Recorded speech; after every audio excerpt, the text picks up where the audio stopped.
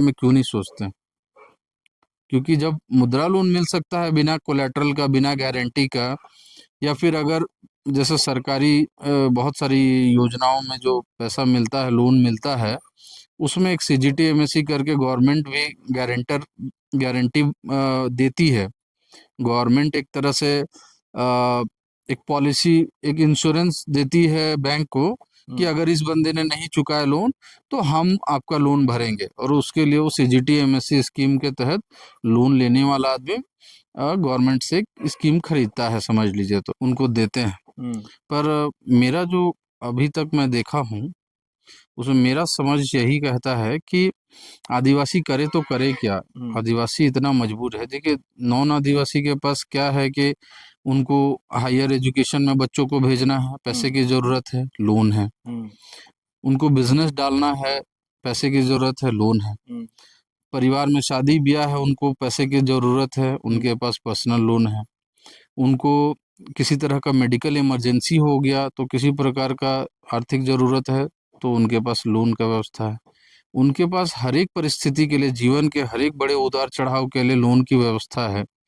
लेकिन आदिवासी समुदाय को अनफॉर्चुनेट तरीके से सीएनटी एक्ट का हवाला देते हुए बैंकिंग सेक्टर में बैठे हुए लोग लोन से वंचित रखते हैं। तकलीफ होता है देखकर। अभी हेमंत सोरेन जी का बयान आया कुछ दिन पहले कि मुझे 2050 तक का समय दीजिए, मैं राज्य को विकसित बनाऊंगा। 2050 तक का, ठीक है। मतलब कहने का मतलब है कि अभी हमको 5-10 साल तो पूछिए ही मत हम क्या कर रहे हैं, हमसे सवाल मत पूछिए, जो दे रहे हैं उसी में खुश रहिए। फिर अभी कल परसों बयान आया कि हमारा खेत ही हमारा धन है और हमारा खलियान ही हमारा बैंक है। क्या कहना चाह रहे हैं आप? मुझको तो यही समझ में आ रहा है कि मानसिक रूप से लोगों को इस चीज के लिए तैयार करना चाह रहे हैं हेमंत सोरेन जी कि आपके पास आपका खेत खलियान है, वही सब कुछ है और उतना ही आपके लिए काफी है, उससे ज्यादा का आप उम्मीद मत कीजिए। तो ये भी गलत सोच है उनका। मुझको लगता है खेत खलियान तो है, लेकिन खेत खलियान में पूंजी डालना पड़ता है। कृषि कार्य आज के समय में बहुत महंगा है। बैंक खलियान को बैंक बोल देने से आपकी जिम्मेदारी खत्म नहीं हो जाती। आप देखिए जाके कि उस बैंक में पैसा है कि नहीं है, वो बैंक कितना माइनस में चल रहा है, उस चीज को जाके देखिए।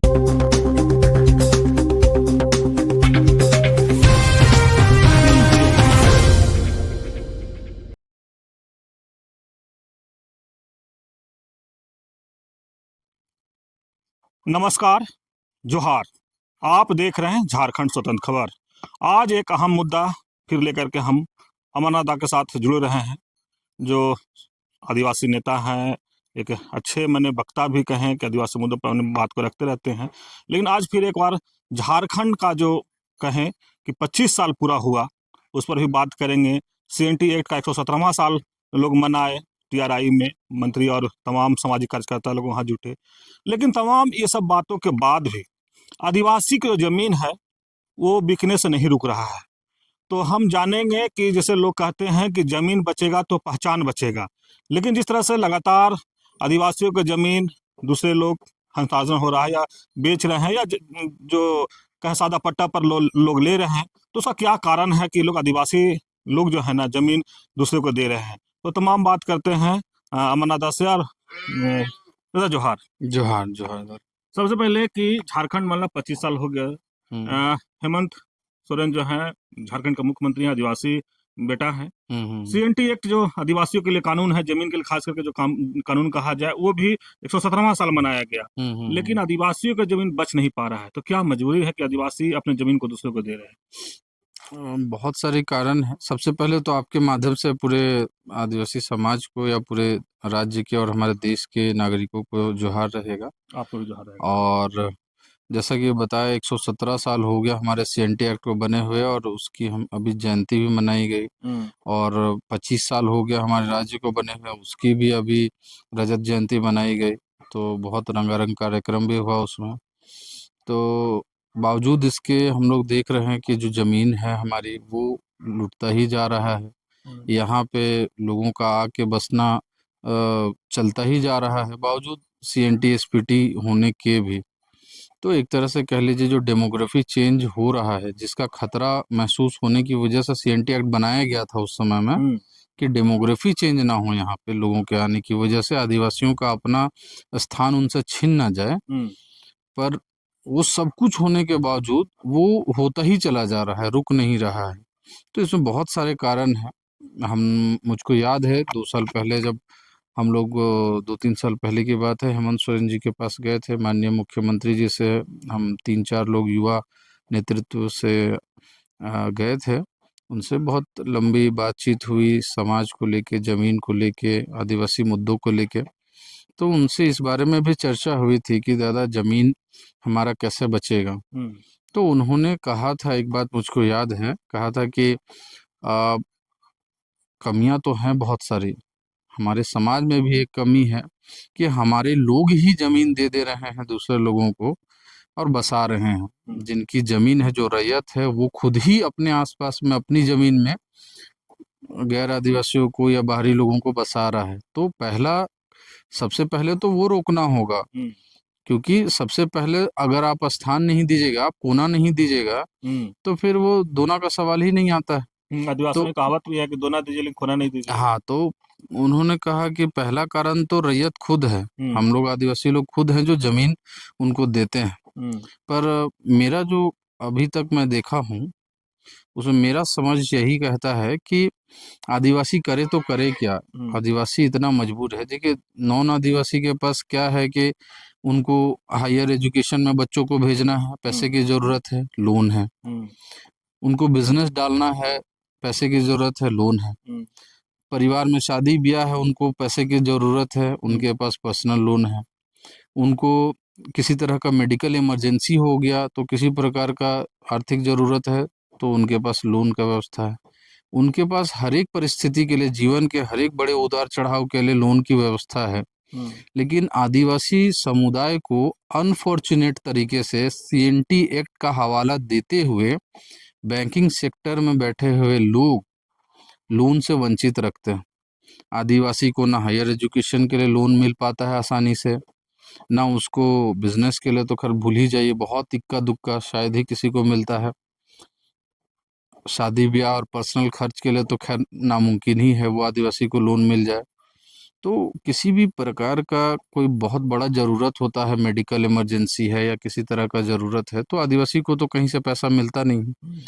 अब रहा बात दूसरा सोर्स जिससे कि उसकी आर्थिक ज़रूरत पूरी हो, तो नॉन ट्राइबल्स के घरों में या उनके कल्चर में ये है कि वो लोग सोना-चांदी रखते हैं। शादी होता है तो बहू को देते हैं, बेटी को देते हैं, जो एक तरह से एक बैकअप की तरह घर में रखा रहता है कि बहुत इमरजेंसी हो गया, तो उसको तुरंत गिरवी करके कुछ पैसा व्यवस्था हो जाता है। लेकिन हमारे आदिवासी समुदाय में ये आर्टिफ़िशियल जो ज्वेलरीज़ है, उसको भी रखने का बहुत ज़्यादा कल्चर नहीं है, या पूर्वजों के द्वारा वो नहीं मिल पाया है, तो वो है नहीं हमारे पास। तो सिर्फ़ और सिर्फ़ एक ही चीज़ है पूँजी के तौर पे, जिसका कुछ आर्थिक जिसका वैल्यू है, मॉनेटरी वैल्यू है, वो है ज़मीन। तो किसी ऐसे बुरे सिचुएशन में फँसने पे या किसी ज़रूरत पे आने पे, और आजकल तो बहुत ट्रेंड चल गया है, युवा पीढ़ी जो अभी का जेन ज़ी है आदिवासी समुदाय का, उन लोगों को केटीएम चाहिए, डीएसएलआर चाहिए, तो उनके भी इस फालतू ज़रूरत के लिए भी एक ही सोर्स है पैसे का, ज़मीन। तो इन सभी चीज़ों के लिए ज़मीन को ही बलि का बकरा बनाया जाता है, बनाया जाना पड़ता है, मजबूरन भी बहुत सारे समय में, और बहुत सारे समय में केटीएम के लिए फालतू में भी। तो कहने का मतलब है कि अगर आदिवासी का ज़मीन को माने हम कहें कि अगर आदिवासी नहीं बेचेगा, तो उसके पास कोई ऑप्शन ही नहीं है। तो एक मजबूरी बन जाती है आदिवासी की कि पैसा चाहिए तुरंत में, कुछ इमरजेंसी के लिए, तो आपको ज़मीन बेचना पड़ेगा। तो अमरनाथ इसका एक अल्टरनेट उपाय सरकार यही हम पूछा, क्या आप जी। यहाँ बताना चाह रहे हो, उपाय बता दें। जी, तो इसका अल्टरनेट एक रास्ता सरकार को निकालना चाहिए था, जो दुर्भाग्यवश अभी तक नहीं हो पाया। राज्य को 25 साल हो गए बने हुए, सरकार को बने हुए 6 साल हो गए, अबुआ सरकार को।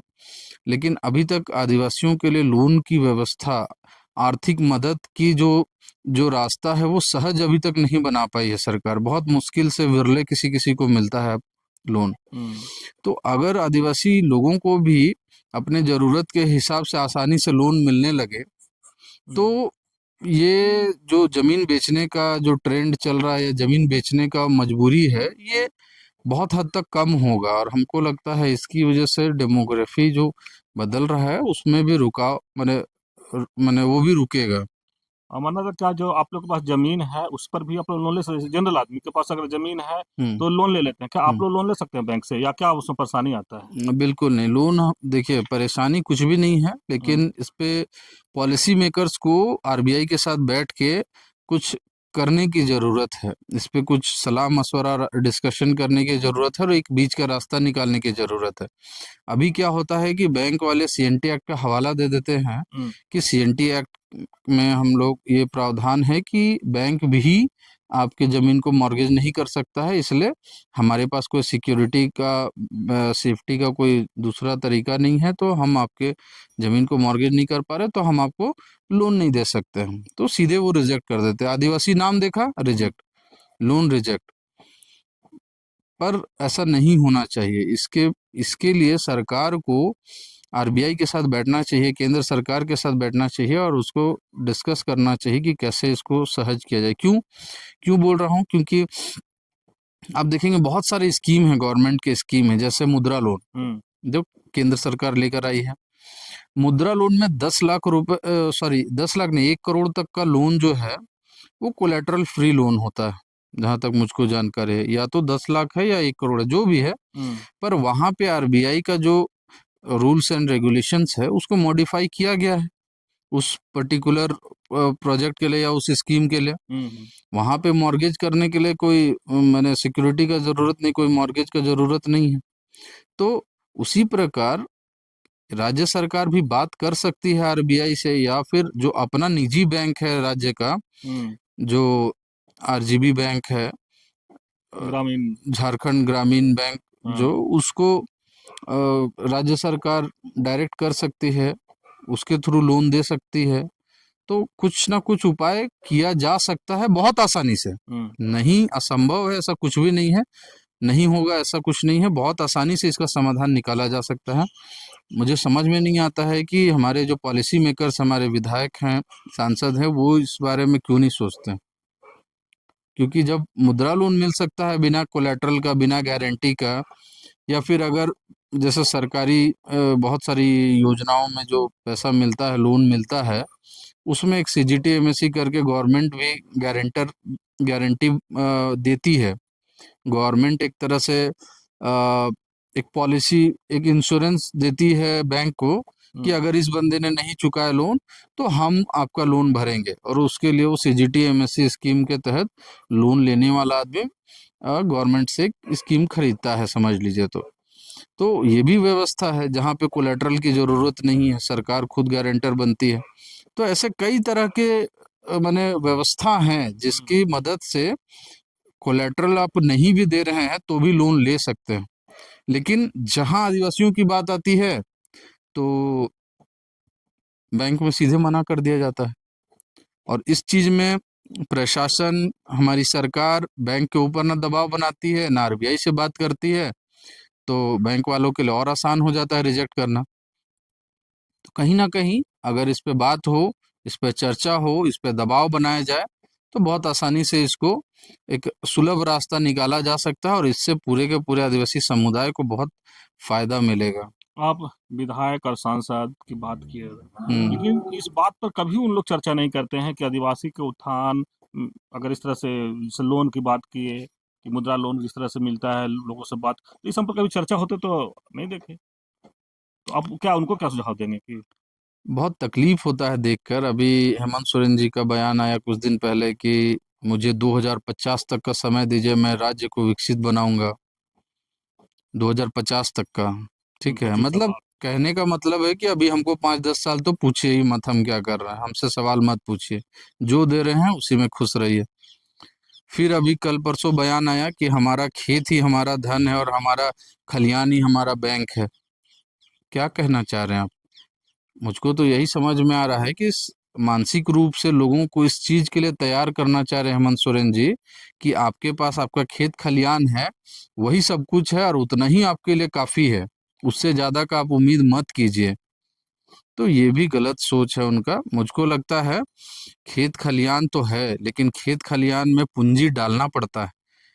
कृषि कार्य आज के समय में बहुत महंगा है। बैंक खलियान को बैंक बोल देने से आपकी जिम्मेदारी खत्म नहीं हो जाती। आप देखिए जाके कि उस बैंक में पैसा है कि नहीं है, वो बैंक कितना माइनस में चल रहा है, उस चीज को जाके देखिए। कोई खलियान अगर आज के समय में एक तरह से खुशहाल है कि नहीं है, उस चीज को भी आकलन कीजिए जाके।